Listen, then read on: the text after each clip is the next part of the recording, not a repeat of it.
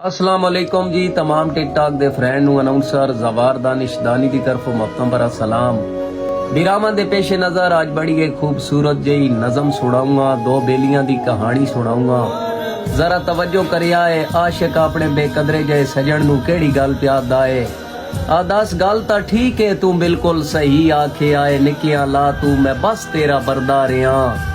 तैनू हर खेड दे विच जितावण दे लई जान बुझ के मैं साबा तू हरदा रियां। उफ करींदी ही नाई जिथ जिवें को लवें, तेरे हर दम रुसे में तू डरदा रियां। अपनी मर्जी दा हथी मैं घुट के गला, जिवें तैं आखिया ऐ उवें करदा रियां। ए भी साचे जेड़े पासों रोकिए ही विण इजाजत कदी पैर चाया भी ना। हाय तेरा इतना अदाबा, ओए तेरा इतना अदाबा, तुसी आखे आए तू करके तैनू कहंदे बुलाया भी ना। आदा सर गया हौसला कैदी इकरार दा, हथ कड़ी तेरे लजदी खुलेंदा पियाए।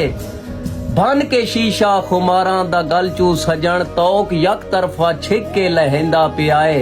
हथ खले हिन अकीदत तो कमला तेरा, साफ तोए मेहरबानू दसेंदा पियाए।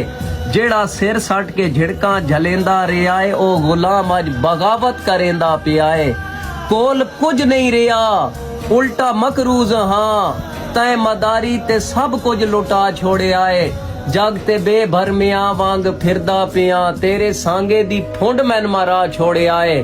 और तेरी नीयत दा पर्दा अयां हो गया है। तू लुटेरा है हुबदार कहीं भी नहूं, चंगे वेले दा भाईवाल होसे पिया, औखे वेले दा गमखार कहीं दा भी नहूं। जेड़ा जीवे न तेरे बिना जालमा, उन्नू देना है था मार कहीं दा भी नहूं।